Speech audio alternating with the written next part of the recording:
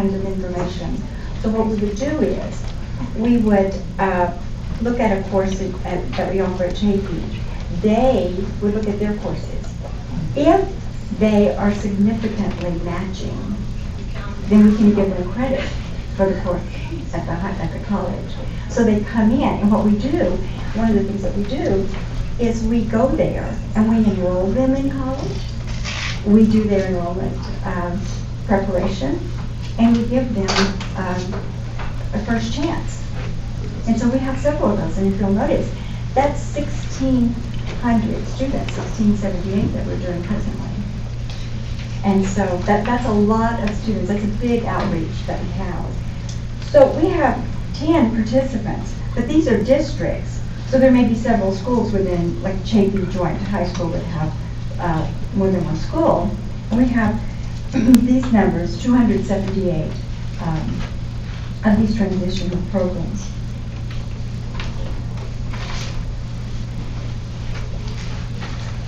We have CTE programs in all, and classes in all the schools at Chapin. All the schools are represented. BAT, health sciences, language arts, math and science, social and behavioral arts, visual and performing arts. We have, excuse me, I should honor that. We have programs in each of these. Now, if you'll notice that some of our transition agreements, our career transition agreements, is we have accounting and automotive, we have nursing. These are represented at the Rancho campus. They're represented at the Fontana campus. They're represented online. They're represented at Chino. There are several. So CTE programs just cover everything. Our online is pretty large, as a matter of fact. And so, one of the things that, one of the processes that we do when we do this is that we will invite high schools to look at their curriculum and look at our curriculum. And we will negotiate, and they are so good about this. We will say that our cores require that we perform at a certain level and we cover certain things, and they will go back and they will change their cores and change their offerings so that they will match it, so that they can articulate it and do that for their students. And in order to be a CTA program for one of these things, we have these core indicators. And what I'm going to do, I'm going to let Jim talk to you about what a core indicator means. But before we do that, I have a question. Yes. Transcripted versus non-transcripted. What is it? A transcripted is where you get, the state has said that this is a certificate. So in other words, it's a certificate program that is approved by the state. Other kinds of certificates, which are also absolutely marvelous, might be a certificate that we've written so that students qualify for a certain kind of work, but there may not be enough units for it to be transcripted. And so, but we have two, for example, in Visage, in Excel, and one in Word, that doesn't have enough units to be transcripted by the state. But it does different jobs. So it's kind of a certification process? Yes. Yeah, the problem with this is that we succeeded in serving the student, the state doesn't count that as success. All right, I'm sorry, I had asked that question. Yes. And 12 units is the cutoff. So 12 certificates of 12 units and below do not need Chancellor's Office approval, but we can still offer them and award them to students. We just can't call them certificates. We have to call them by some other name. And then everything else above that needs to go to the Chancellor's Office through their curriculum process. And you know, another thing about that is we all have advisory boards. All CTE programs have to have advisory boards.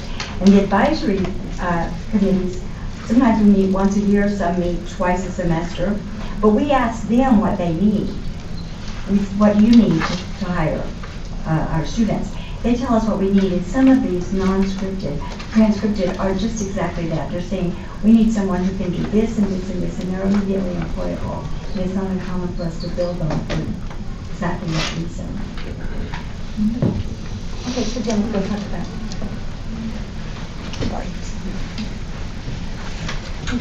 Good afternoon, President McDougall, governing board members, Dr. Shen. Core indicators, in addition to what Joy has just mentioned that we report locally on, that we look at success, retention, at degrees and certificates we confer. Any program any college that offers vocational programs is mandated by the Perkins Act to report on these core indicators. And to facilitate that process, the Chancellor's Office works with our MIS data and reports these on our behalf, makes this information available through the Chancellor's Office. This next slide, it references a 10-11 cohort group. What the Chancellor's Office and the federal definitions look at is what they term concentrators. It's anyone who within this academic year of 10-11 earns 12 or more units in a concentration of courses that are representative of a program. They then track that group for 3 years, so that's why we're looking at a 10-11 cohort, is they track that population for the next 3 years to see if they've attained any of these core indicator outcomes. So the 6 areas, as you can see, are skill attainment, and that's simply success rates in courses. It's somewhat analogous to our success rates, but it's for a more select population. Total completions, which looks at those who earn degrees and certificates or transfer. Persistence in transfer, which again is a little bit more granular, it pulls out transfer, but it also considers students who are continuing their education at Chaffey and are persisting in the program. They may not have transferred on beyond that 3-year period, but they are still actively enrolled at Chaffey College in CTE courses. And then they also do a match to the Economic Development Department Unemployment Wage Earner Database to track employment. And they look for those who leave the institution if in the year following their last identified semester here at Chaffey, if they're identified in 1 or more quarters in the Economic Development Department UI Wage Earner Database. And the one caveat with this is it doesn't have to be within that program of study in an area related to their program of study here at Chaffey College. It could just be that they're gainfully employed. That doesn't have to be related to their occupation.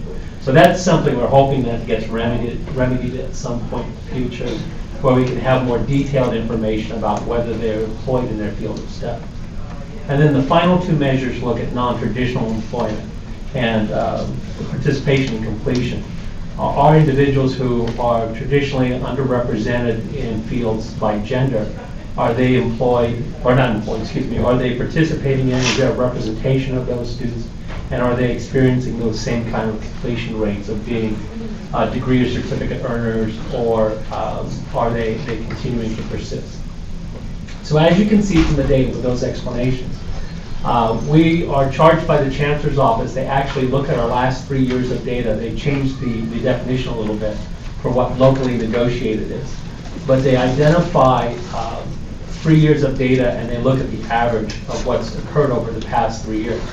And then the goal is to be within 90% of that. So especially in this past couple of years, for example, with a metric like employment, where there's been a downward trend in employment, it accounts for some of that. It doesn't respond as rapidly to some of the changes that occur, but it also doesn't reflect, penalize quite as severely if it's looking at prior year or a negotiated level that's not unique to the college. Historically, prior to this, the Chancellor's Office set a statewide level, and that was something we were measured against. This now measures us more against our own 3-year average. So in 3 of the areas, we exceeded the benchmarks that the Chancellor's Office had identified. In the other 3 areas, we were very close or similar to the locally negotiated levels. The black line there represents that 90%. So you can see we certainly met that criteria that the Chancellor's Office set. But in the areas where we were slightly below the locally negotiated, 2 of those measures we were 2% below, and 1 we were only 5% below. So we were very close to hitting all those targets. Ask the question. I understand locally negotiated, those 3 words separately, I understand, but when they're put together and throw in the state, it could mean something different. Can you explain that? Sure. For the different cohorts we've had over the last 3 years, the Chancellor's Office looks at how we have performed, how those 3 cohorts, the 10, 11, and the 2 preceding years have performed. So if they're at 75, 80, and 85%, for example, it would look at that and set a cohort based upon the average for those 3 years, a locally negotiated level based upon our local data of But 80%. there's nothing negotiable about It's just their nomenclature, it's just the terminology they use. it. Okay. It used to be somewhat different when there was an actual state level. They used to come out with a state negotiated level that was for the entire state. And then it may be skewed by geographic region or other factors that may influence it college by college. So the colleges had an opportunity to go back and locally negotiate a level. So while that methodology has changed, they've kept the terminology. So my way of thinking is we replace that locally negotiated goal, in my brain anyway, with the 3-year. 3-year average, Okay. think 3-year average. It's a Long way to get there. complicated way to call it a 3-year average. 3-year average, okay. Crystal clear now.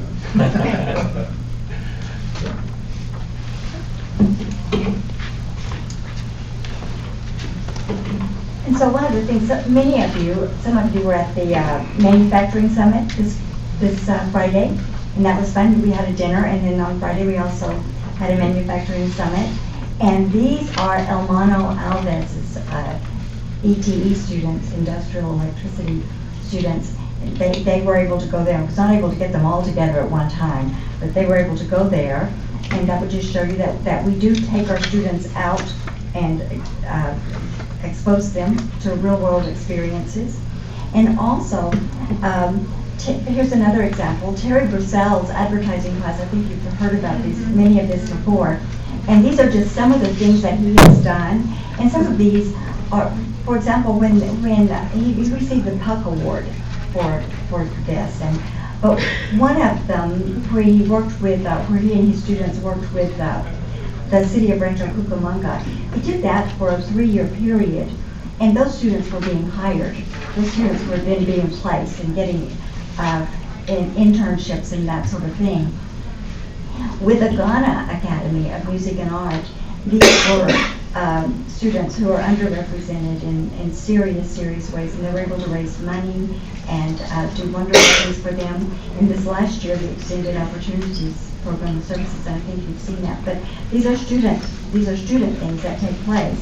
Also, just this year, we're going to have a legal night for CTE students, and that's where the business paralegal students are going to work with local attorneys who are giving their time, and we're going to give free services to our students, and things that are barriers to their getting out of this economically disadvantaged space that some of them are in, or so that they can finish school, bankruptcy, and many other things. They're going to do a legal night for them. It's going to be fabulous. We've had 20 people offering to help us so far, 20 lawyers offering to help us so far, and they're going to pair up with that. It's going to be really fabulous. Just last week, Arrow took students to a helicopter expo, and there they received many mentoring offers, internship offers, and so we had Cal CPA come this year, California CPA come this year and do their seminar, their workshop, and their luncheon. They want to do it again next year. We're starting the 2+2+3. Many of the areas, for example, in photography, you have a show every year, and art has a show. And so we have just so many things that we are doing that extends to the community and that offers our students real life experience. And we're just seriously excellent, I must say. Thank you. Thank you. Questions, comments? Yes, Mr. President, I have a question or two. I'm trying to understand this a little bit better. There's a goal, at least I've heard Dr. Shannon talk about a goal of 4,000 awards of degrees and/or certificates by year. 2018. Is that? 2018. Okay, 2018. How do these figures, I'm looking specifically at page 5 where it starts talking about degrees and certificates for 2012-13. They're trending And I realize that there's another side, on the transfer side, that some of us both get here. How does this trend, how do these figures trend to meet the goal, this goal? We need to go back and see what the trend has been for the last 5 years and look at the next 4 or 5 years. Do you have the data on that? These are trend analysis person. Right. And then how do you compensate, and correct me if I'm wrong, Dr. Shannon, but if you had a pie, and that illustrated the vocational education, CTE. And your goal? No, it's a pie, CTE, Oh, right? pie, okay. Versus the non-CTE. I realize that one side gets more resources, receives more resources than the other. Is that a true statement? I wouldn't say that unless you look at all the data, because you gotta look at the equipment. One side's more expensive if you look at some programs, because it's just the fact that you take nursing or you take some of the labs. It's not fair to compare that to a sociology class, or even a photography class. So, because the numbers, maybe you can have more in sociology than you can in nursing. Sure. So it's kind of hard to say, well, some programs are more expensive. You can go back and look at the analysis that way. I don't know, Jim, you can talk I guess about- I'm only asking that because, that comes up often, right? Yes. And if we have a goal of 4,000, and we might need to ensure that everyone is carrying their share of the water, so to speak, and at the same time being fair. In other words, if one side isn't receiving as much resources as the other side, teasing out what you just said, So that being big picture, so how does this trend, these figures here, towards that goal of 4,000? Okay, but Jim is our trending guy, so Jim will do some of it, and then I'll talk more about that myself, but. Sure. In line with that goal of 4,000 degrees and certificates, we've set some annual targets, and those are tentative targets, but it's because they're fairly linear. They're an approximation to get us to that 4,000 goal. But in the 12-13 year, overall as an institution, we were right on target for that. We were off for just a handful of degrees, certificates. So as a representation of that total percentage for that year, trending towards that goal of 4,000, the awards in CTE programs were right in line with the contribution of the college total, and have historically been, as we have seen increases in degrees and certificates awarded, and especially certificates, since certificates are comprised almost entirely of CTE programs. It's getting us closer to that point. I don't know if that addresses what you're asking. Well, when Jim and I talked about what might be the big goal, working with Dr. Earl and Bailey and Dr. Panetta, we looked at what the trend had been. So it wasn't like a pie in the sky number, but we thought was something realistic, but still stretching us a little bit. I think that's kind of our goal, is to get to a point where we can say, this is a big, hairy, audacious goal, but it's not something that's unrealistic for us. But at the same time, if you look at ways you can quantify, take students in Arrow, there are some programs like Arrow where students get jobs, but they're not counted as a successful completer. So we can look at ways in which we can figure out ways to complete students, and we can get the chances up to approve some things that are a little different for us. That we can count folks who are successful, even though they're not counted right now as an indicator of success. So if I'm making sense. So the 4,000 may not be a realistic figure, it might be too low. I wouldn't say that yet. I'm trying to say 5,000. I'm thinking about the 1.5 million that we're supposed to get each year in the grants, and we've always surpassed that, but we've never changed the 1.5. Okay, yeah, that's, your point's well made. But we don't want to make it too stretched that folks think it's not realistic. And then there's another question statement, and therefore, having this big target, 4,000. And of course, we need to look at the resources, the distribution of those resources in order to meet these goals. The way, as I understand it, the process includes this program review. Is that part of it? Program review? Program review in terms Of each program. Yes. To ensure that the resources that are allocated to, because I've looked at some of these statistics, and it seems, looking at the different indicators, some are, flying off the chart. And then there's others that, for good reasons, I'm sure, aren't doing so well. Well, one of the programs that Dr. Gerber put in place is the RAC, Resource Allocation Committee. I think looking at all hosts of things as to people getting resources and what are you doing to make sure you meet certain targets. So I think it's new for us this year, but it's going to tie to our accreditation as well. So it's a whole host of factors we're looking at. I don't know what that will be something you want to hear later on about RAC. But I think we're in a good place. But I think at the same time, we got to be realistic about who gets resources and being fair to those programs that won't be as successful in some indicators as others, whether it's non or CTE programs. So we look at all those things to be fair. We try to be fair in the whole process.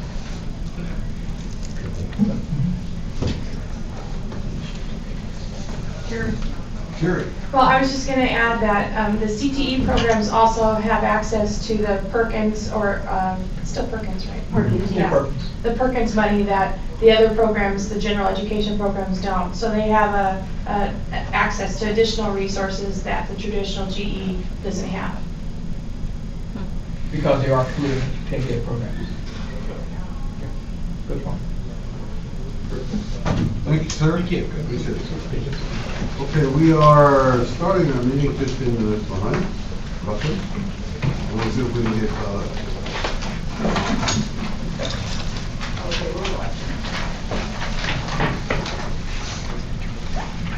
Call the meeting to order, the 4 o'clock regular session of the governing board. So we'll do that. Public comments are, I'm in the wrong place. Wait a minute. I have like 16 different agendas. Let me find a good one. Kathy got one. No, I don't need another one, please. That's the problem. Okay. Pledge allegiance. Yes.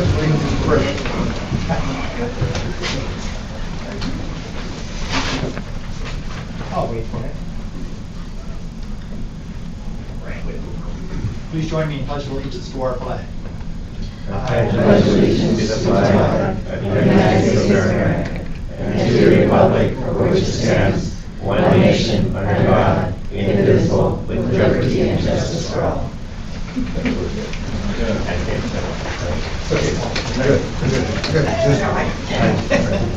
made it almost to the end.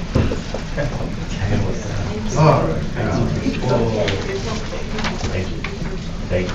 Public comment. Do you have any public feedback? Okay. Community linkages. We'll start with our student trustee. Thank you, Mr. President. I have 2 things to report for you today. On February 1st, I attended the Chiefly Review, had their film festival. It was held in the theater. It was a great program. In fact, it was a free event, but it sold out and actually had to turn people away. It was so popular. The Office of Student Activities held their food pantry in February. It served 100 students in need. ASCC and Student Activities have worked together to hold 3 events for Black History Month. We served lunch at all 3 campuses. We had a full lunch from JJ's Barbecue, lots of ribs, soul food, and really good stuff. The students couldn't get enough. And we had some poetry readings as well. We had our mid-year inter-club council club reception to celebrate those clubs who have achieved far and beyond what they're expected to. We had I personally have been working closely with statewide student advocacy organizations like the California Community Colleges Association of Student Trustees, as well as the Student Senate for California Community Colleges. I hold positions in these organizations, and we work together statewide on student advocacy. Let's see, we partnered with the International Student Center to hold a Club Russian Chinese New Year celebration, and that was on the 12th, I believe, in the Quad. It was a great event, and my colleagues on the Student Council and I continue to serve students and to outreach to educate students as well. That's all I have. Thank you. Thank you, sir. Ms. Brooke? Yes, I attended the State of the County yesterday, except I was under the impression it started at 4:30. It didn't, it started at 5:30. So I'd already had plans made, and so I left at 5 o'clock. Sorry about that. And where's the best one? Well, at least I was socializing with everyone. So sorry about that. Wait a minute. Yes. Mr. Gomez? Yes, sir. Thank you. Thank you, Mr. President. I attended, January the 25th, I attended a meeting of the California Community College Trustees Board in Sacramento. And also to let you know that the nominations committee has submitted my name as second vice president for 2014-15. You know, there's a few obstacles, you know, I have to get elected and all that good stuff. But anyway, I'm very pleased. You know, these were recommendations by my fellow trustees, and I'm proud for Chaffey College, most definitely. I also attended the following day the CCLC Legislative Conference, and attended a couple of interesting workshops, one dealing with increasing achievement through concurrent dual enrollment, and I'm sure that that's going to come back to us. It's an important and interesting subject. I also attended a meeting of student leaders, which I thought would be quite interesting. The young man who was leading the meeting asked me, what did he say to me? He said, something referred to my age, something about, are you a student? I said, yeah, I am. And I proceeded to sit down. But anyway, it was a very interesting, informative kind of meeting, listening to student leaders. Certainly something that we need to do. Also, I attended a basketball game, and forget who the opponent was, but we were successful. So I'm happy there. I also attended on 18 February the Ontario Montclair School District Serrano Middle School California Schools to Watch Taking Center Stage Award in Montclair. And they were very pleased to see that there was representation from Chaffey College, and I was pleased to be there.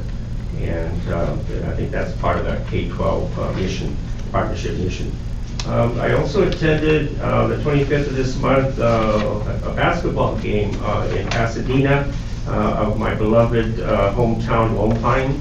And I won't tell you what the score was. It wasn't successful, but I was pleased to be there. They did win over 20 games. They won 2 playoff games, and then they met a team a little bit better than they. But I was there. I also attended the State of the City Rancho Cucamonga Pride yesterday. And that was quite an interesting meeting, wasn't it, Mr. George and Ms. Roberts? And you're right. Forget being introduced after the dog catchers. We were not introduced, but there was a good catch because the mayor introduced us, and I saw him yesterday there at the State of the County, and I went up to him and I said, "How gracious that was, Mr. Mayor." And he said, "You know, Paul, I always tell my staff, don't you ever forget an elected official, right?" And he says to me, "Shannon, but you understand there's a chamber meeting." I'm on the chamber, so. Yeah, I was gonna say, you're on the yeah, chamber. I was gonna say. And so I did attend the State of the County 2014, and I was very proud. You know, they spoke about building a future together, and they included education, and the county superintendent of schools was there too, right? And I think that's a new one. But I'm also especially prideful of the fact that the chairman of the Sacramento County Board of Supervisors is one of our own, you know? Right? That's Yes, right. it is. Take a break. Yep, she's a Chaffey grad. So anyway, that's something to be proud of. And then finally, I attended the president's dinner the day or the night before the Inland Empire Manufacturers Summit. And again, I come back with you with some with pride because Chaffey College was the lead, with the host. They were the host, and the regional economist, Dr. Husey, said to me in the side, he says, "Paul, I want you to know, Chaffey got it. They have got it, okay, as it relates to the importance of the business community and what we are about, our mission, okay?" So I said, thank you very much. I brought this back to the board. I thought that was very good because I have high esteem for Dr. Husey. So that concludes my community activity, Mr. President. Thank you. Very comprehensive. Ms. Roberts? Let me do that. Forget him. Katie?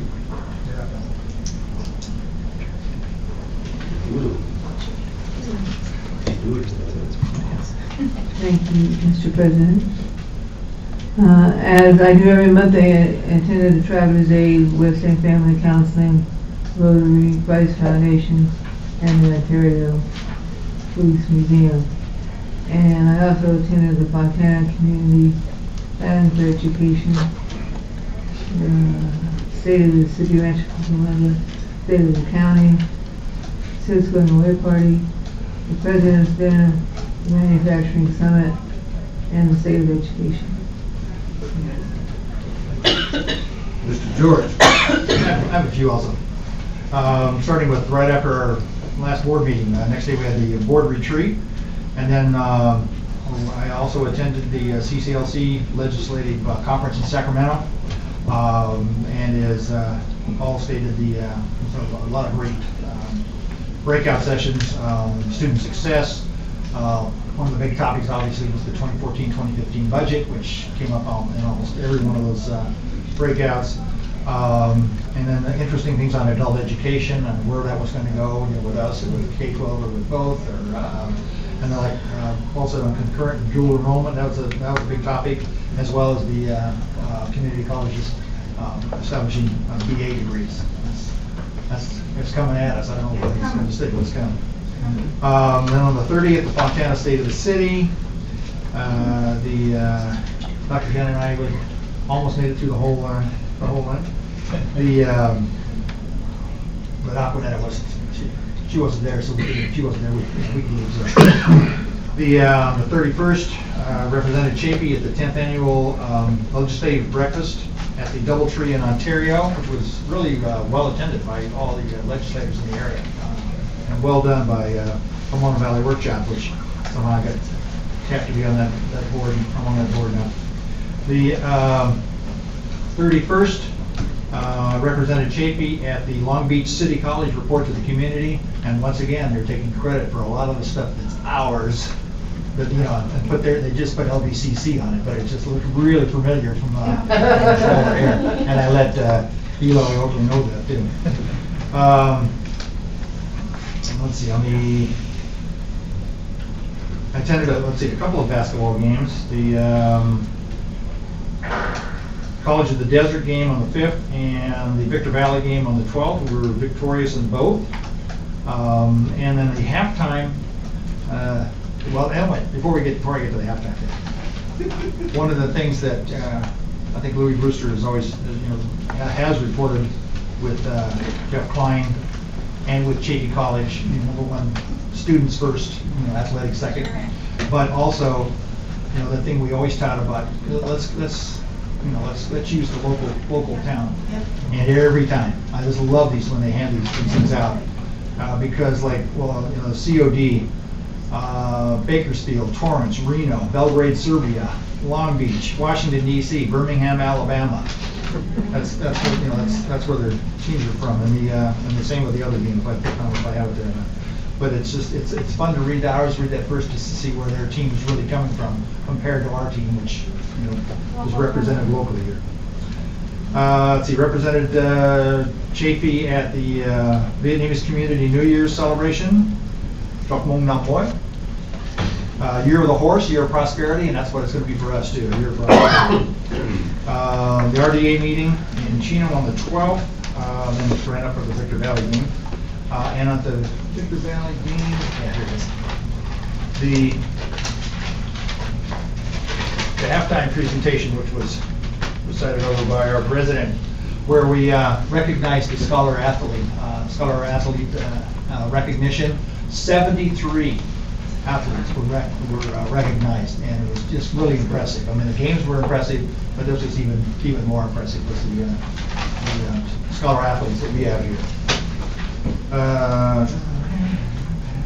Okay, on the 13th, Representative Chapey at the Inland Valley News luncheon for their 22nd year, and they always thank Chapey for our support of their newspaper and of their events.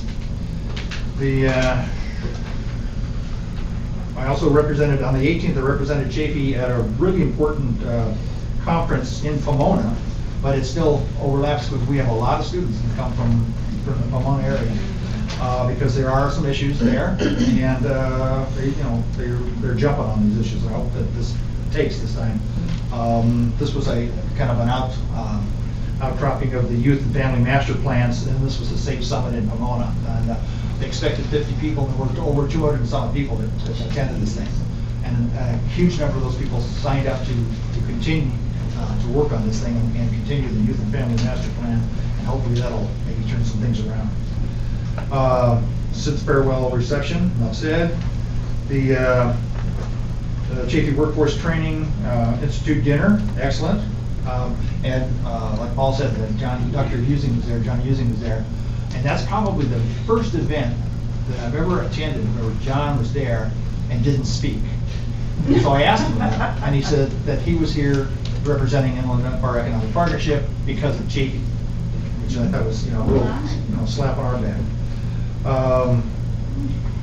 The San Bernardino County State of Education, and in San Bernardino, excellent, really well done. I hate to see Dr. Gary Thomas leave, but because he's really turned a lot of things around, and that was really well done and really student oriented. It was great to see the students that were highlighted at that event, and the Rancho Cucamonga State of the City, and then of course the San Bernardino County, State of the County last night. But then it's the first time I've ever heard a spoken word poet.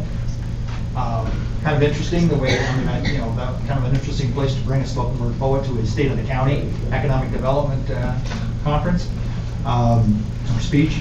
But it was really well done. It was very interesting. I had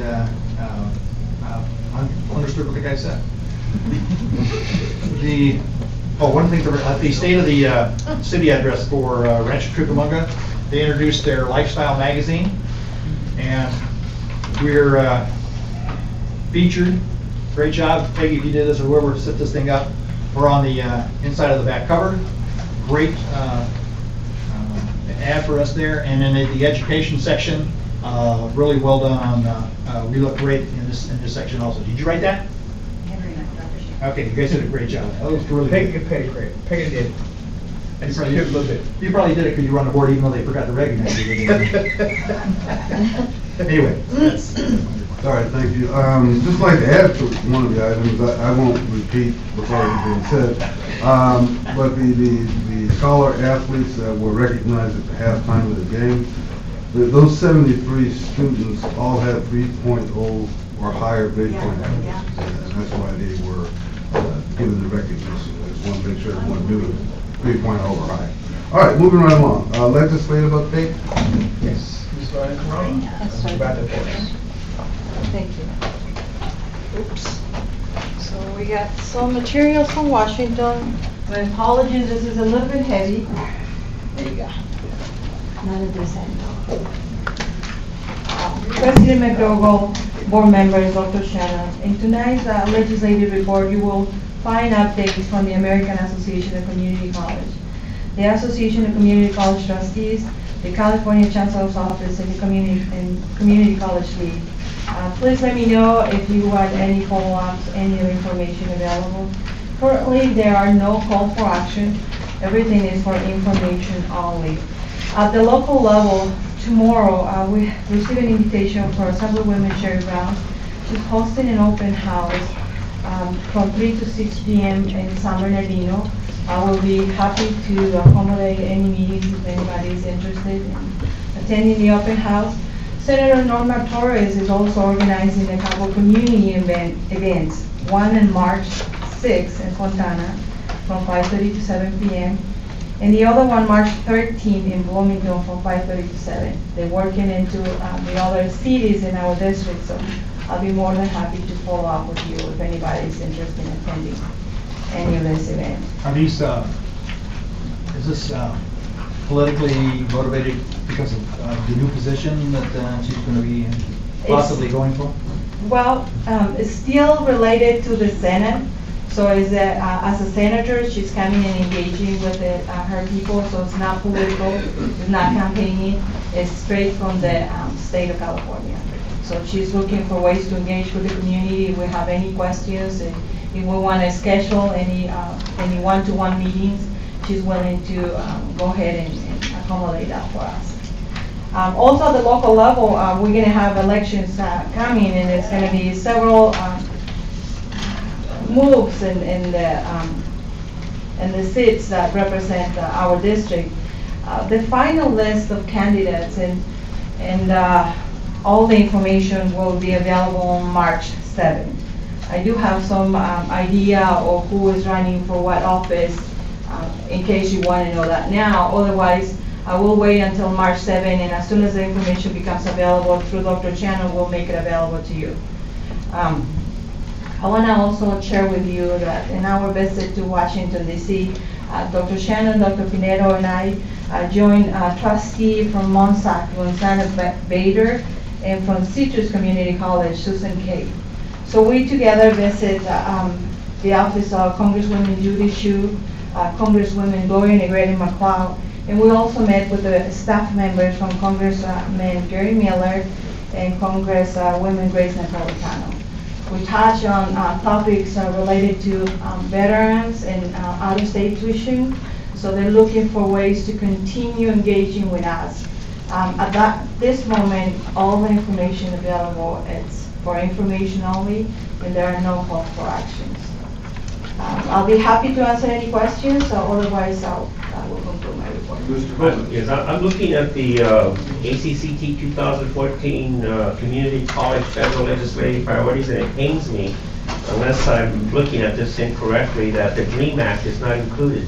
You know, that's just been an age-old issue, you know? No. Well, you're not on the board anymore, so you're not, Well, the input was not there for something else. I'm very disappointed, you know, that, did anyone hear when you were in Washington why ACCT, its board, decided not to place the DREAM Act as a federal priority?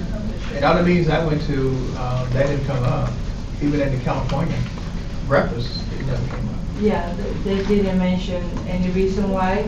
I did talk to Lori from the ACC, and they said that they're finding ways to engage, but at this moment, this is what the consensus was. So. I'm sorry to note that. I'll have to work a little bit harder. Also, on the other side though, it's nice to know that they have as a priority help community college serve veteran students. You know, I'll pat them on the back for that. But as for the other, you know, it's just painfully absent. Every one of the folks we talked with mentioned and we mentioned it too, support the veterans. Serve for the public. It is here. It's got a different name. Right here, Ms. Rose. Cost Development Relief of Is that the Education for same? Alien Minors? Yeah, DREAM Act.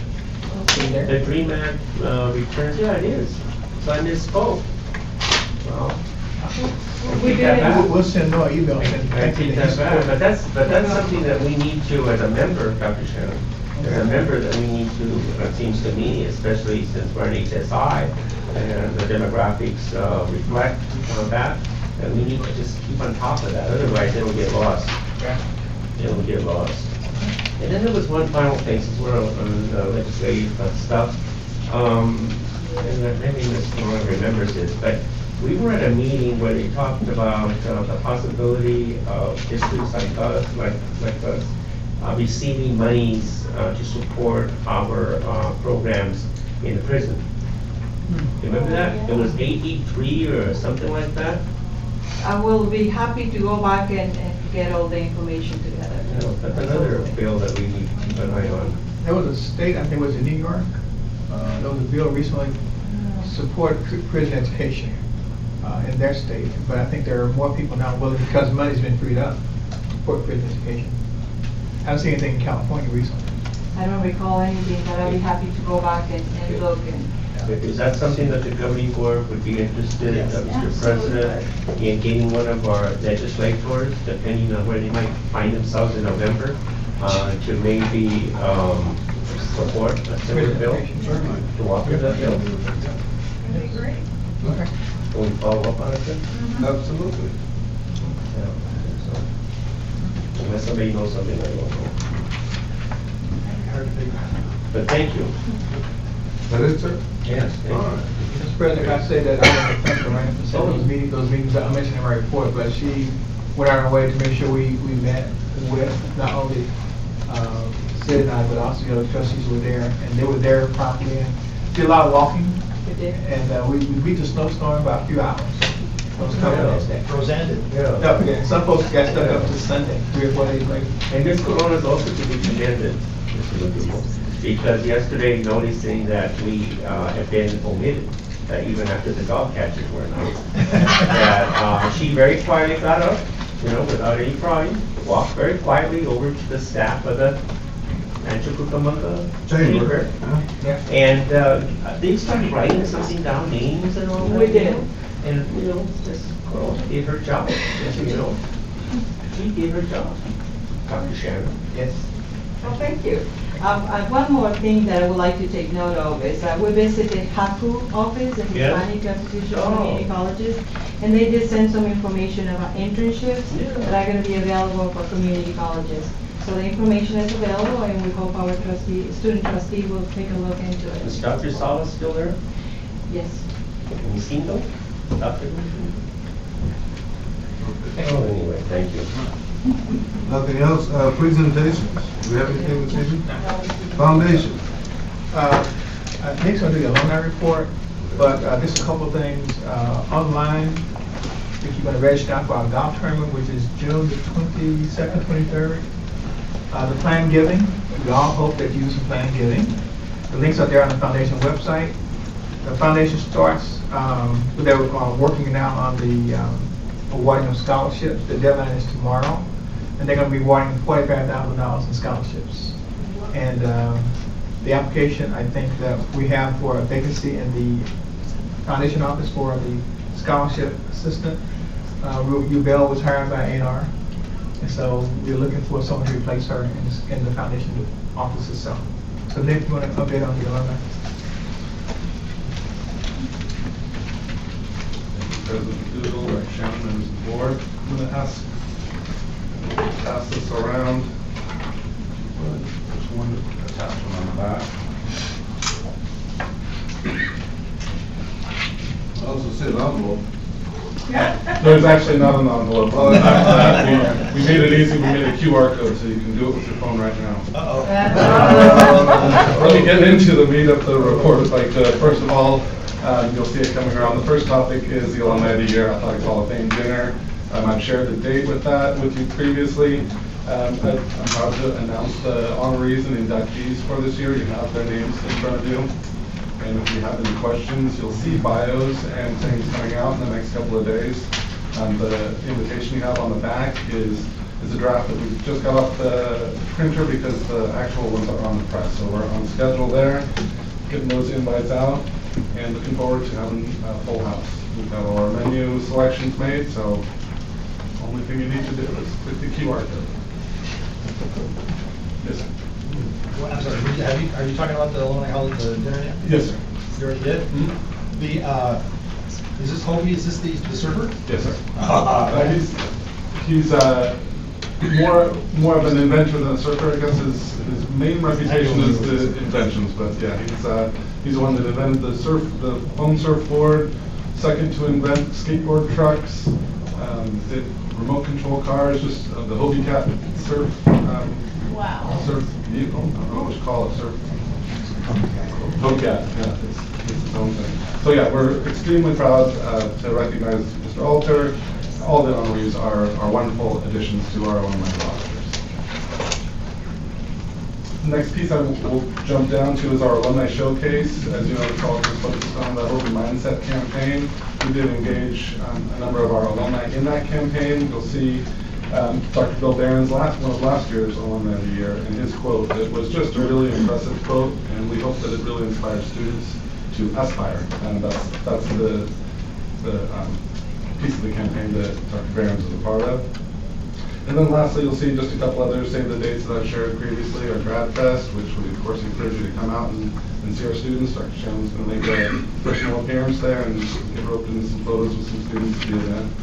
And then we've also got Shapey Day at the LA County Fair. We did talk briefly last time about scheduling an evening reception this time rather than tabling during the day. We may do an evening alumni reception, which does not prevent us from participating in the parade. So we will be attempting to get the parade together as well. But the football, the schedule's out now, do we know? The football schedule? It is out, but I mean, I don't see the event. On here? The tailgate. we haven't selected a date. We'll work with Carl Beach on selecting the date, which makes the most sense. You better grab it, we meet in June. Dr. Schwartz will help us with that as well. But yeah, absolutely. We just got the schedule, so we'll look at which date probably has the most draw, which will help. Just for the parade, they just lower the temperature a little bit. We'll do my best. I'm in triple digits. I promise we will have waters once again, but I'll do my best to make some shade. Concludes my report unless there are any questions. I'm sorry, what was the real date of the golf tournament? It's Monday. Monday, I believe it's the 23rd. June 23rd, so Monday, Monday the 23rd. Okay, that's But the Monday. Kathy knows the date. At Western Hills. Thank you. Thank you.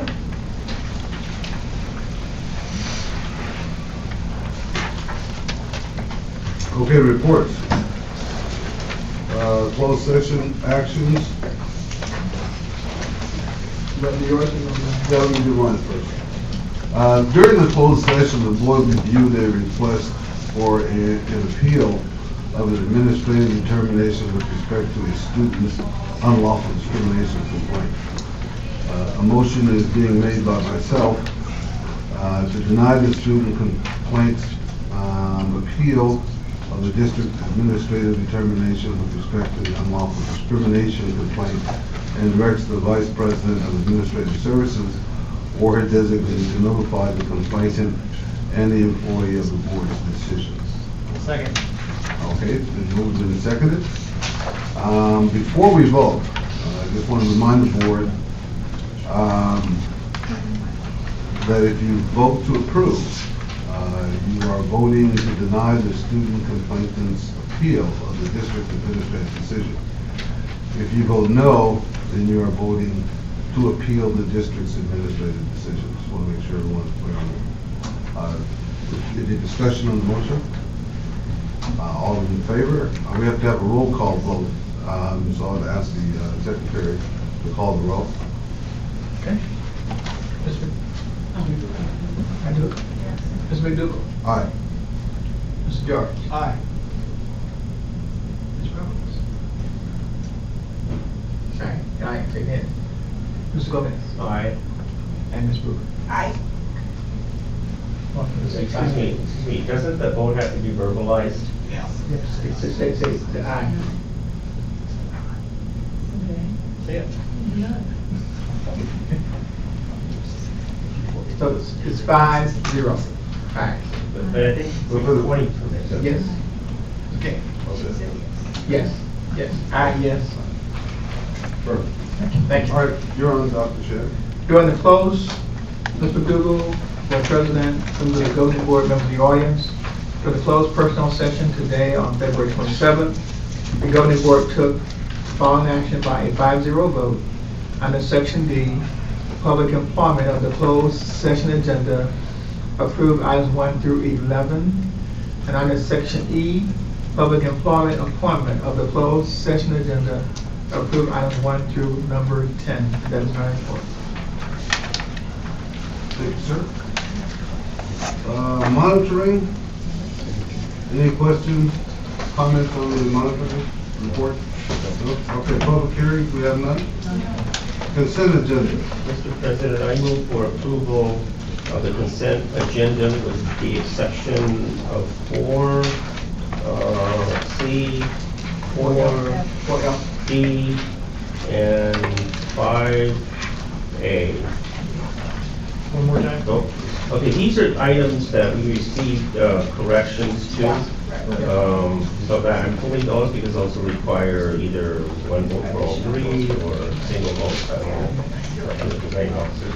That's my motion. All right, could we add one more? Sure. 4.F.2B for curriculum to be pulled at the administration's request. Which one is being pulled? The curriculum issue on page 56. F2B. What's that? Why? There's a correction needing to be made in it. The item needs some corrections to be made. We discovered that, and so it needs to be corrected. That's the reason. I don't know what the specific item is, Dr. Burrell, you know the specific item? Yeah, it's number 4F2B. What were yours? All were F4C, D, and 5A. Right, You got it. right. So, who made the motion? I did. All right, seconded? Okay. Move to second. Any further discussion on the motion? All in favor, say aye. Aye. Opposed? Motion carries. Okay, let's go to the first one for F4C. Do you want to take these individually, or should they be taken together, or how do you wish to proceed? We've taken them together. Okay, then I move that those three that were omitted be approved As amended? as amended. Second? Second. It's been moved and seconded. Any further discussion? All in favor, say aye. Aye. Opposed? Motion carries. Okay, action agenda. Business fiscal affairs, contract purchase orders, warrant list. I move for approval. Move to second. Any further discussion?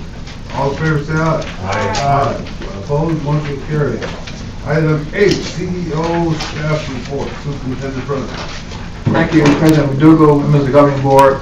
We have a copy of, and members of the audience, those of you in the dais have a copy of my written report.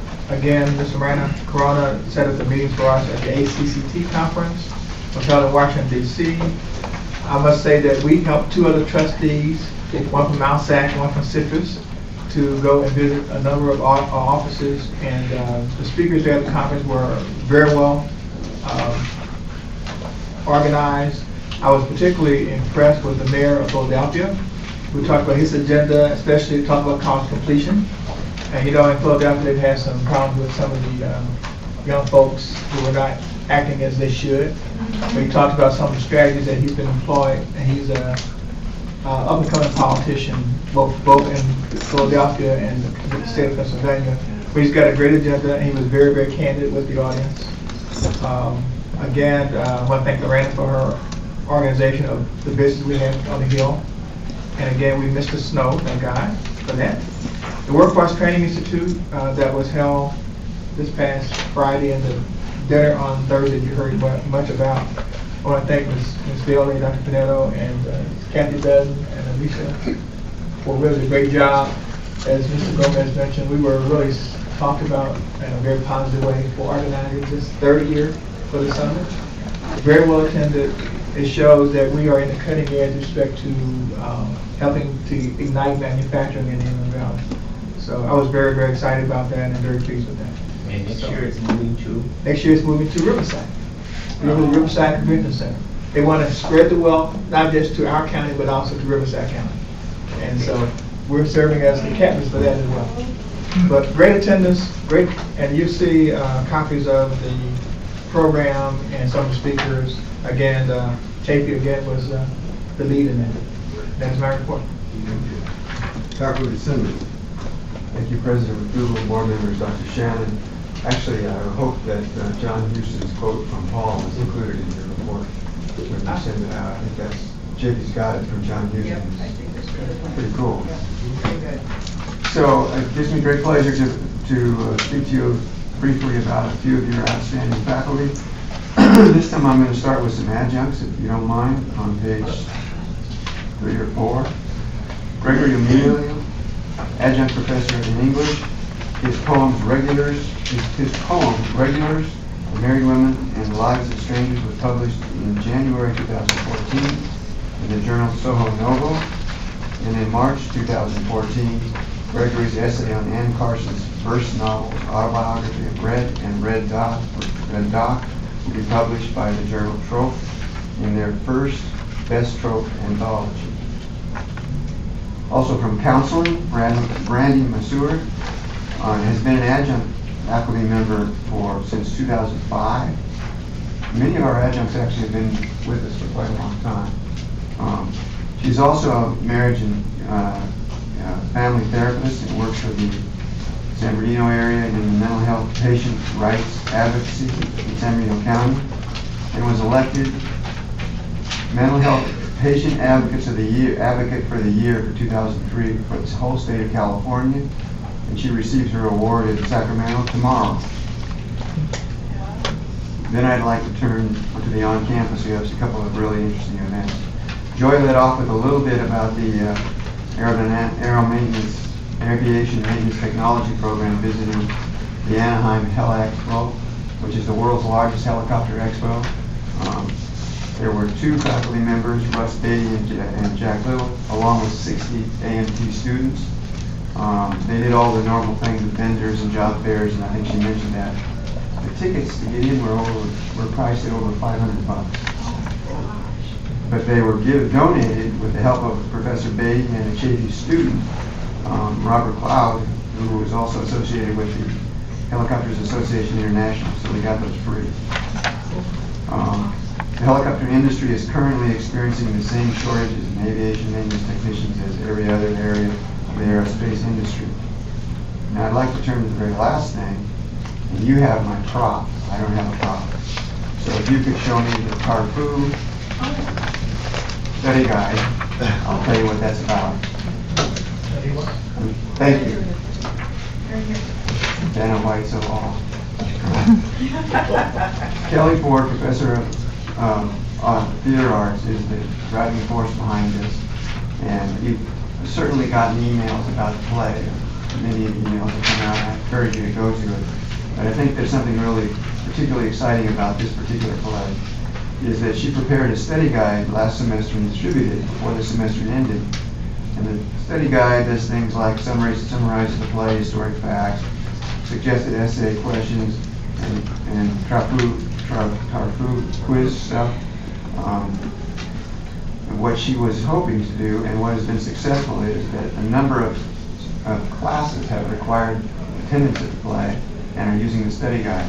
And those areas are English, Communication Studies, and the Music Department. Also attending the play were Jeff Klein and his amazing athletes came to see the play. So it's fair play, it's a pun. The cast and crew, including Kelly, went to the scholarship basketball game 2 weeks ago.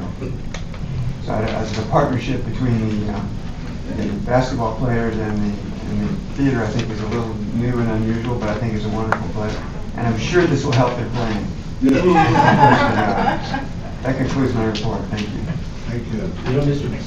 President, also, it doesn't go unsaid, but the board also today approved the request for 3 faculty members for sabbatical leaves, which is a good thing. You know, we were doing that for a little while for financial reasons. And then also the board approved tonight tenure for 2 instructors. So. And the faculty thanks you deeply for both of them. Thank you. Thank you. And you'll soon be hearing a sabbatical report that's just finished. Oh, and then Professor Sid Burke, if I read this correctly, is going to serve on the statewide academic senate. Is that right? Did I see that? News to me. Yes. No, I saw that in the right. Is it statewide? Yes, he's going to be gone for a little while. That's a peak. What's this? Yeah. Classified Senate? President Newell, board members, and Dr. Shannon. I have a report for Classified Senate. We have Anita Fletcher from Financial Aid. She participated in the Silent Learning campus-wide project, which was coordinated by Donna Calandros of A Man, A Woman. Anita supervised the work of student learners who posted information across the campus about African American inventors in celebration of African American History Month. Classified Senate hosted some events on campus this last month. During the February 12th basketball games, we had classified members out there showing their support by handing out Panther Pride buttons, and also during the day we were all in our Chaffey gear and colors. And then at the end of January and the beginning of February, we started our Cards for Kids celebration. And this is along the same lines as we did the Cards for Veterans. These cards are being made for kids that are in the hospital at either Loma Linda or Pomona Valley. And most of these kids have terminally illnesses. And the cards are given to them on their lunch trays, either on their birthday or during the holidays. And we made a total of, we sent over 80 cards to the United Way to be given to those two hospitals. And then this past Saturday, in an effort to promote unity across campus, a group of Chafee, Classified Senate, and others started a social Saturday after the basketball game over at the Heights restaurant in hopes to promote unity between the students and staff and faculty, and we hope to have some more of those during the spring semester. And that's my report. That's a great idea. Thank you. Great. California School Employees Association, No report. Chafee College Faculty Association, No report. Child Development Center Faculty Association. No report. Board comments, requests, and future agenda items.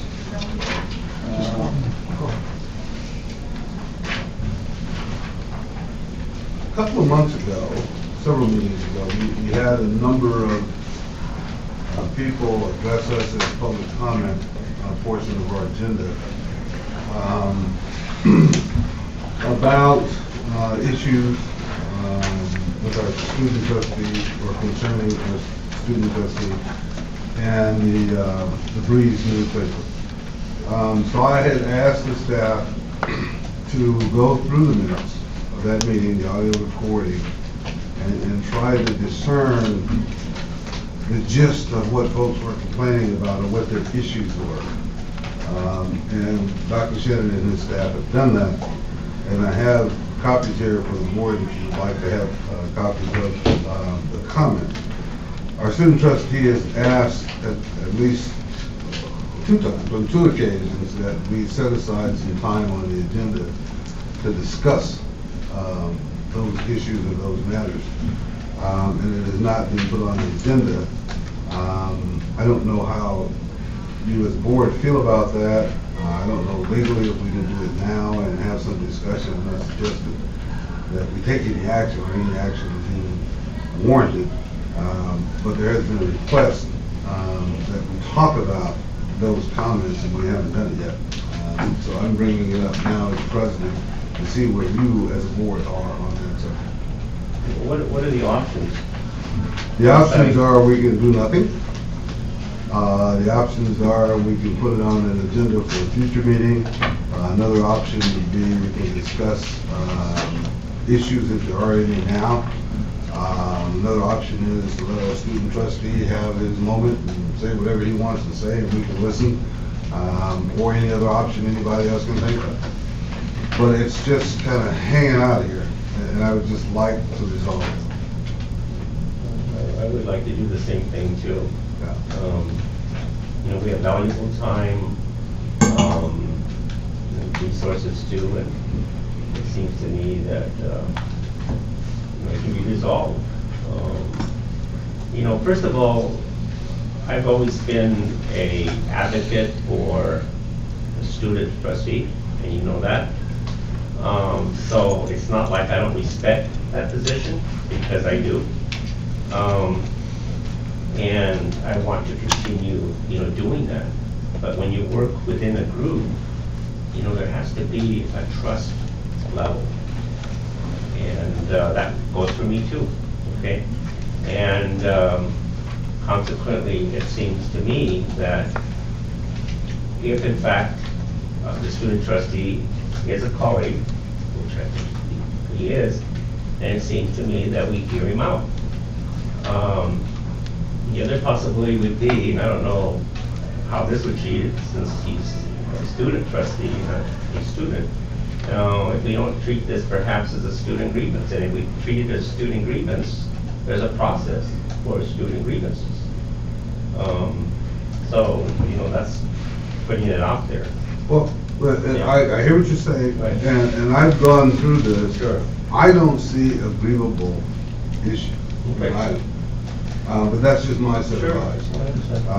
And if there's something that I'm missing, and that our student trustee has, or can clarify, or put on the table, or make us aware, where we need to take some action, if action is warranted, then I like to give an opportunity to do that. Sure. But I don't want to be accused of not, of being one of the members not affording him an opportunity to have his day. Oh, I agree. Yeah. Yeah, So that's kind of where I'm.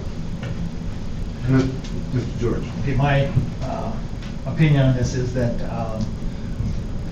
Kevin has opined at length on his, what I consider his grievances.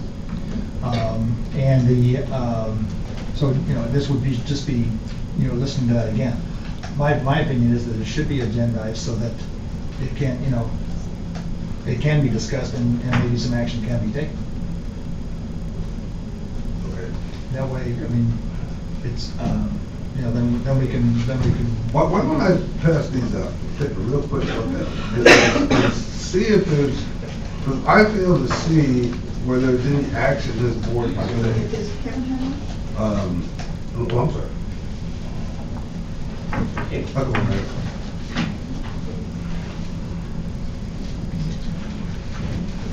And I'm assuming that this is accurate, this is an accurate Right. reflection of what the folks are saying. Sir? If I may, Mr. President, I think, you know, like Mr. George said, I've said more than I need to say, and I've sent enough emails out to board members, so I think, I've said multiple times that this isn't an issue about me. This isn't something that I'm advocating for to help me. This is something that, as a student, representative of the students have brought their concerns to me, and part of my job as a student trustee who's sitting on the board is to bring those concerns to the board. So a lot of the actions here involve me as a major player. I think what I'm really asking for is for the board to at least have a discussion on these items. I'm not calling for any specific action, but a discussion I think would be really healthy to have it fall on deaf ears. You know, the thing of it is, the thing that's puzzling for me is that I don't think the student trustee can say that we, the board, the five of us, have been nothing but respectful, you know, towards your position. I think it's the other part of a hat that you wear. And I learned a long time ago that it was to everyone's benefit if in fact the students, student government specifically, okay? And I remind you, I was a student government leader too when I was at Bakersfield College, so I understand, you know, the push and the pull, right? But on the other hand, you know, it was your peers that behaved the way they did. It wasn't, I wasn't there, you know, I didn't cast a vote. So I'm trying to walk the line here. I'm trying to assure you that I respect and I'll continue to support the student trustee. It's got an important role. But then there's another side of me here that I don't think you want me there at your meetings, you know? That just moves the opposite direction of what is supposed to be occurring, and that is the development of leaders, right? Yeah, talking to you. I'll call on you in a minute, but I want to get this out while I'm thinking about it. I'm looking over the comments, and they are about me. They're specific. Not about other students, about you. And that's what folks said, and you said you wanted an opportunity, or this board should have an opportunity to address those concerns. That's what I'm trying to offer right now. If there's something else that we need to discuss, then I'm not clear what that is. This board has done nothing, has taken no action concerning you specifically as a student trustee or a student body president. So I'm at a loss. What exactly is it that you want us to do? I'm sympathetic, I want to listen to you. If you have an issue and let's talk about it. But I'm looking at it here, assuming this is correct. I can deal with this, but I can't deal with it what I don't understand enough. Certainly, sir, if I may. And if I've come off on attacking members of the board or attacking actions members of the board or any votes that the board has done, I apologize for that. I can say publicly that the board members or actions of the governing board has done nothing that has harmed me personally. The reason this has been brought to the board is because the students and I who are concerned about this have tried every other avenue on campus to bring it to the attention to solve the issues here, and we haven't gotten anywhere. That's why they were the members who came and spoke. Can somebody list the issues for me? Well, that's not what I was. Oh, well, I'm gonna ask.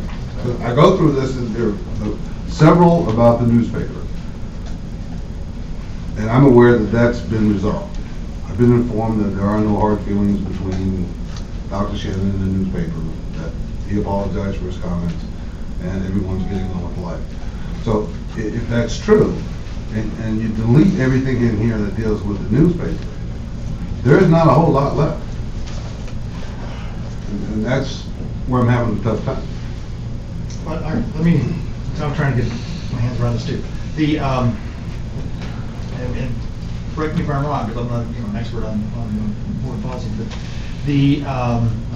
as Paul Gomez stated, we're here for policies and procedures. That's what we do, establish policies and procedures and govern off of that.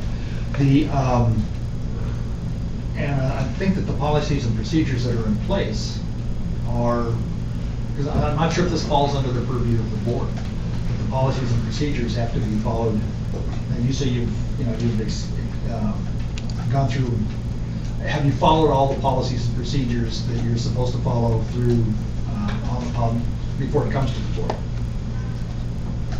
As far as I've done everything that I've known available. I've exhausted all my resources that I've known. That's why it's something that happens to the board. And just if I may, Mr. President, I wasn't the one who made everybody come and speak. Again, the reason why I said this wasn't exactly about me is because I wasn't the one speaking up there. I brought concerns to the board as well that were about me specifically, but I can't speak on behalf of everyone that came and spoke during public comment at the December meeting. Let me throw this. Sure. Throw it at Dr. Shannon. The policies and procedures that are supposed to be followed, have they been? To my knowledge, everything's been followed for the procedure and policies that we have, and things that we know that were of concern, we've addressed. And that's why Kevin's sitting right here now.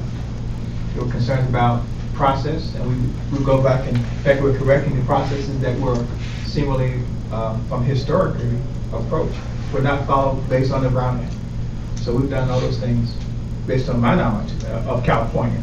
Now, I must admit, it's a different state where I came from, but I've learned about the Brown Act here in the state of California. I think we've corrected it, we rectified it. Okay, so if this, is this correct about the purview of the board, or is this?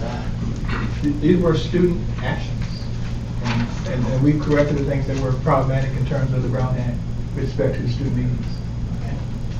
Okay, well, I think what the issue he was pertaining to was just my removal from office. I think that's one aspect that was corrected because it was a Brown Act violation, and that issue has been resolved. I know that the issue was brought up here multiple times. Another issue perhaps that I informed the board about with my report, the email I sent out a few months ago, was relating to my endorsement for a candidate for the governing board.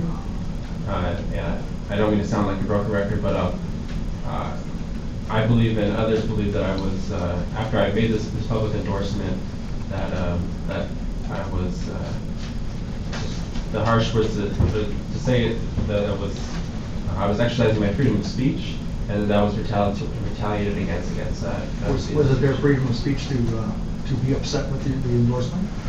Oh, certainly. It certainly was. The concern was that authority figures were expressing their discontent with and that was in a form of retaliation against my freedom of speech. That was an issue that was brought up. Another form of freedom of speech. Certainly, yes, sir. That was a strong issue that was brought up. Many were concerned about that, including myself. And again, what I wanted to bring forward to the board was a discussion. If board members don't agree with that it was a retaliatory offense, or if it was, I would like to hear the comments on that. Or if we want to just move on from that, then we move on. But I would rather hear Mr. George say, like he said, if I'm assuming that was just another form of freedom of speech, then so be it. I'm glad to hear that than to hear nothing. But I brought these issues forward, issues that I brought, that I'm concerned with, and other students as well, as you saw in the meeting, and I'd just like to hear a discussion. You know, I mentioned that when I was in Sacramento, I attended this meeting of student leaders, okay? And I remember what one of those student leaders said in whatever context it was. But he says, you know, when we get elected, it's not about us, it's about who we represent, okay? So when you get a phone call at home, which I did, from the student trust, from the, stand corrected, from the ASB president endorsing another candidate, I had to ask that question, you know? And you did clean that up, God bless you, okay? But that's my freedom of speech to be able to express that, right, Kevin? Okay.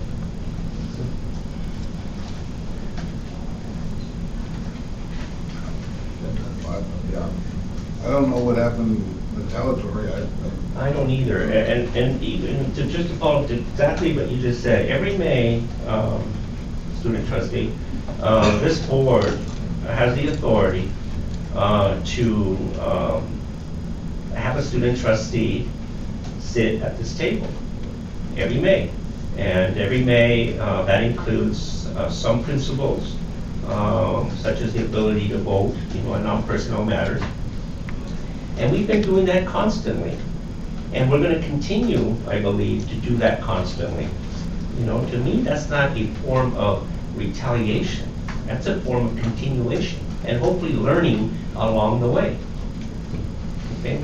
But you don't want us to be at the ASB meetings. That's not our role. That's what happened, right? If I may respond, Mr. President, you're absolutely right, sir. I appreciate everything the board has done for me. Having the opportunity to sit here to represent the students is an enormous privilege, and I understand it is my privilege, and I appreciate that very much. But again, the part of my role of being here is to bring forward concerns of the student body if they have been brought forward. Can we go down the list and you point out the concerns? Because I'm just missing. Certainly. Maybe you can help me. Or would you like to include the issues with the breeze as well? No, you can skip the breeze. As far as I know, the breeze is satisfied. I would say the issues that have been satisfied, that we could skip those and go on to something Just else. the ones that haven't been addressed, resolved, or there's still a question mark about. Okay, well, if there's any questions for, again, I can't speak for the members who spoke here, but I can address issues they may have brought forward. If there's questions that I can possibly answer, I'd be more than happy to. Well, okay, but now, see, now I'm getting frustrated. And that's the buzzword for getting angry. Just a few minutes ago, you stated that it's not about you, it's what the students said. You're representing the students' concern. I'm giving you a piece of paper that has their concerns listed on it that you wanted to talk about. So I'm asking you, let's go down the list and take it one by one, discuss it, do whatever we want with you, whatever will make you satisfied, so we can move on. We don't have to deal with the breeze. As far as I know, the breeze is satisfied. Okay, then if you want to talk about things that personally affected you or annoyed you or hurt your feelings, fine, I'm all for that. Let's talk about that too. Okay. Well, one issue I've seen here is that there was administrative influence in the decision on the ASCC Campus Council to remove me from office. Now, I believe that was... Do we have facts, or is this supposition, or is this somebody said, I think? That's part of the problem I have in doing this, is there are very few facts in here. It's all about who said, he said, hearsay, I think, I believe, and we can't act on I think, I believe. I appreciate that. I just, well, I understand a lot of this is hearsay. You're absolutely right, sir. I think I'm not sure how to really approach the issue then, if we're going to do this as sort of to provide facts and things like that. I can bring back agenda minutes of public comments that were made during ASCC meetings from administrations, if you'd like to see those, and we can judge for ourselves whether that was, Yeah, that is. if you think this is appropriate to discuss with the board, then we will discuss that. But if there's any questions this year that I could possibly answer, I know, I'm sorry if that's frustrating for you, sir, but again, there's lots of serious concerns brought forward. If we think these are not concerns, or they might be false, but anything that, if you have any questions about, I'm sure I can have the answer as well. Sure. Okay. Can you restate the thing about the administrative comments at the ASCC? What was that? Which one was that on? Let's see, under the second speaker there, the fourth bullet, it says administration influenced the campus council to remove Caduto and did not permit them to discuss. Nobody believes that they acted independently and without influence. Again, this is from another speaker. Okay, so I know Mr. Toomey. But so you feel that the administration came to the ASCC and discriminated against you, or at the ASCC meeting? I wouldn't use the word discrimination against me. I feel there was influence from the administration. All right, so how was that? What policy or procedure did you use to send that up the line to get that taken care of? With the research I've done, I couldn't find any options for me to approach that besides taking that to the board. Is there a policy and procedure that covers that? Is there a broken policy? Did someone violate a policy, procedure? I'd have to research that. Because, see the point I'm getting here, I hope there's a policy to cover that, so that you can, because that's the way it's supposed to work. You go with your counselors, and then, then the deans, and, on up the line. And so there should be a policy and procedure that covers that. But that's, again, at the administration level. And that's where it needs to be taken care of. And I hear what you're saying, but I'm looking at Kevin as a peer, not as a student, as a board member. And if he were an elected board member by default, and he has these concerns, or any concerns, or students have concerns, he should be able to address them at this level without going through some grievance process, although he has the luxury of going both ways, because he is a student. Yeah, well, so I'm thinking of this as as your role as ASB president. So I'm looking at him as a student, and ASB, not the student trustee. I'm looking at it the other way, okay. Well, I think he brings up a legitimate concern. If there is an issue where a student feels, whether it's me or not, retaliated against the administration, that there should be a grievance process for that. And there may or may not be, but the thorough research that I've done before I brought this to the board, I couldn't find any process I could go through. There should be. Because we had an issue on our agenda this evening of a student who had a complaint, and there was an investigation, and we ruled on that this evening. You have the luxury of that process, as well as the process of being a fellow board. Because that's right, that's exactly what happened. Yeah. So there's got to And that hasn't happened, so that's, on the student side, there hasn't been a grievance filed, has it? I haven't seen one. There's not. Okay. Not for myself. Okay. I don't want it to feel like we're ganging up on you. Please. Well, I do greatly appreciate you bringing this to the attention, because I have requested it multiple times. But just at the November meeting, I believe we had President Shannon say that he was deeply disturbed by my actions, but it wasn't specific. If there's concerns that I brought forward too that have sparked him to say that, I would be happy to address those as well. But I think I've said all I can say to the things that have happened. So you know there is a grievance procedure that you can follow, right? Or you said you've already investigated. I'm aware of the grievance process, but from what I can tell, the circumstances, the grievance process does not apply. Lots of that has to do with grades and other issues like that. Okay. Well, let me put a question to you this way. How can we get back to the way we were before October? What will it take for you to be satisfied, reasonably satisfied? And we get back to the way we were, say, October 2013? Well, sir, I appreciate you asking that. I think if the board were to go through and see these concerns that have been brought forward from myself and from others, that we weigh the facts and see what has happened, what has not happened, and acknowledge that this is something we encourage those responsible to cease doing or to not cease doing. But I think there has been some actions by students and administrators that the board should acknowledge and say, we recommend these actions don't happen again in the future.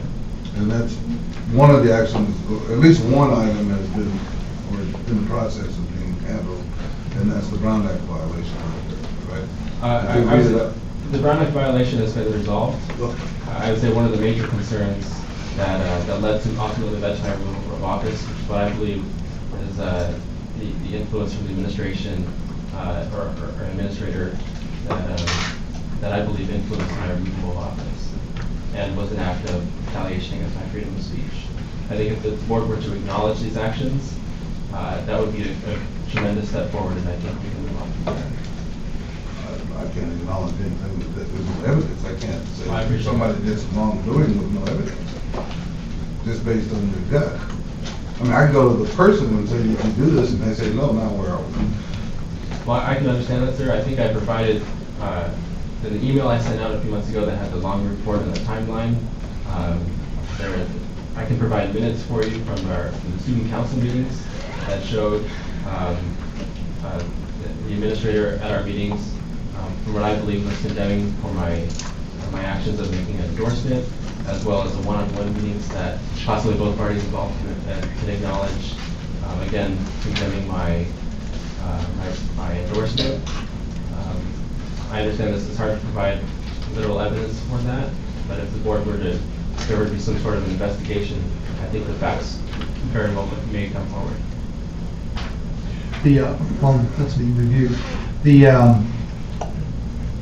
Your meetings, ASCC meetings, are they recorded or are they handwritten? They are recorded, yes, sir. Okay, so you have recorded. Certainly, yes, sir. I'd be more than happy to get a transcript for you. This was, if I may, Mr. President, this wasn't only done during ASCC meetings, there's also one-on-one conversations that happened as well, which unfortunately were not recorded by myself. Could I add just a couple? I know that Dr. Barrera informed me that they're looking at this review of the student policy and procedures around grievances, and that's something that will be coming back at some point to that whole process with the full policy and procedure review.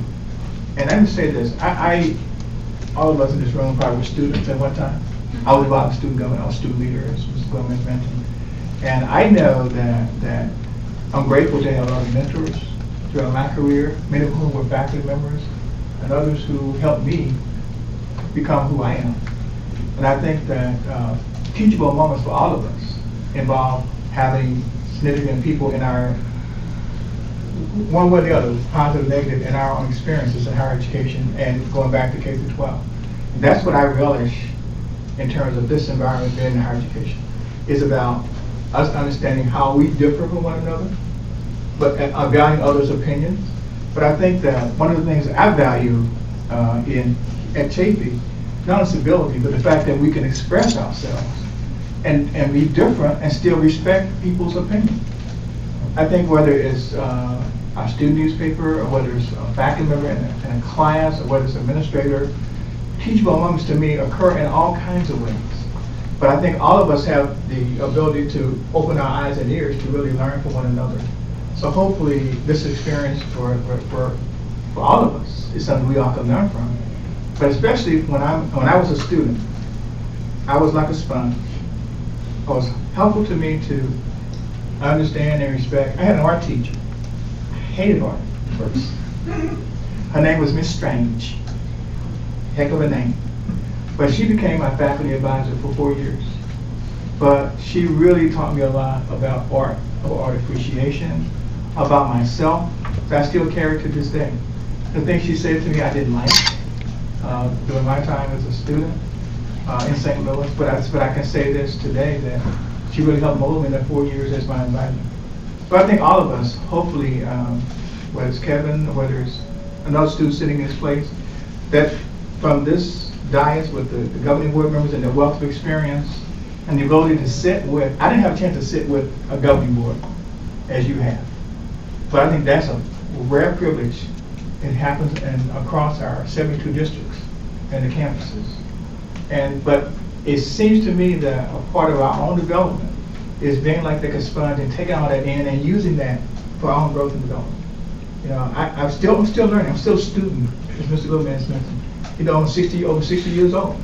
But hopefully I can learn and learn from others, including yourself.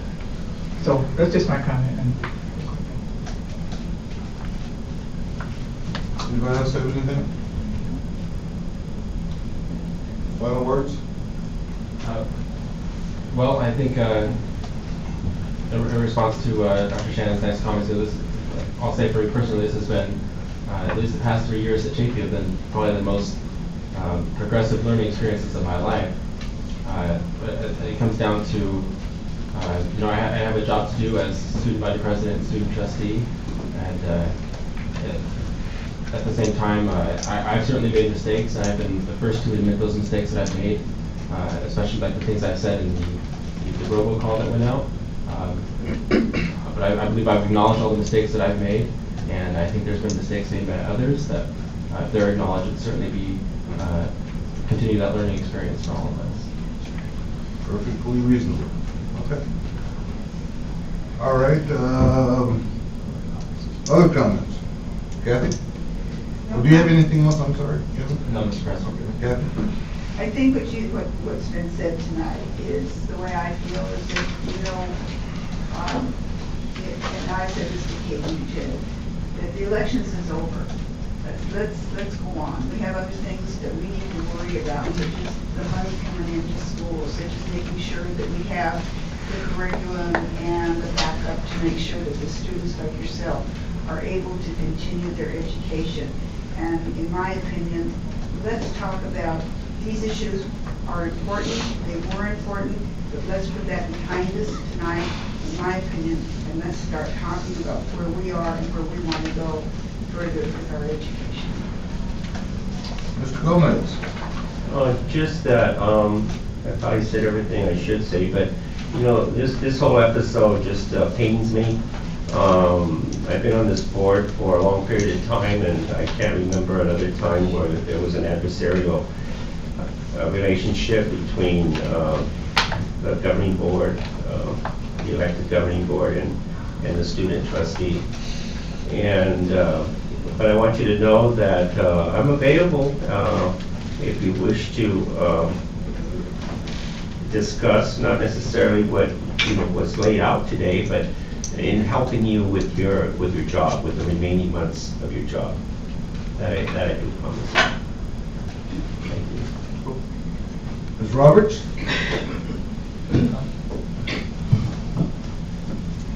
I personally do not understand what it is that you want or where you're going with this unless it's public flogging. I think it's a little thing made into a big deal. There's a lot of people involved and it's hurting the cause, and we have to put a stop to it. Mr. George? I don't have a comment on this, I have another comment. Yeah, I mean, Just, you know, students and student athletes, which we've been discussing, you know, throughout the meeting. Don't forget this Saturday, first playoff game, starting at 5:30 for the women and at 7:30 for the men. Here, the men are playing San Diego City. Yes. And the women are playing Irvine. So they would, I'm sure they would appreciate your support. I plan on being there. And that's all I got. all right.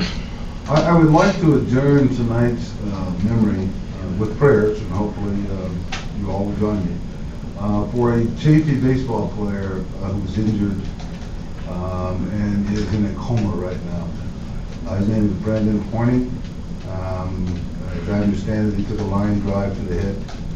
And if you would just keep him in your prayers, I'm sure he would appreciate it and his family would appreciate it. So with that, I adjourn the meeting. Thank you.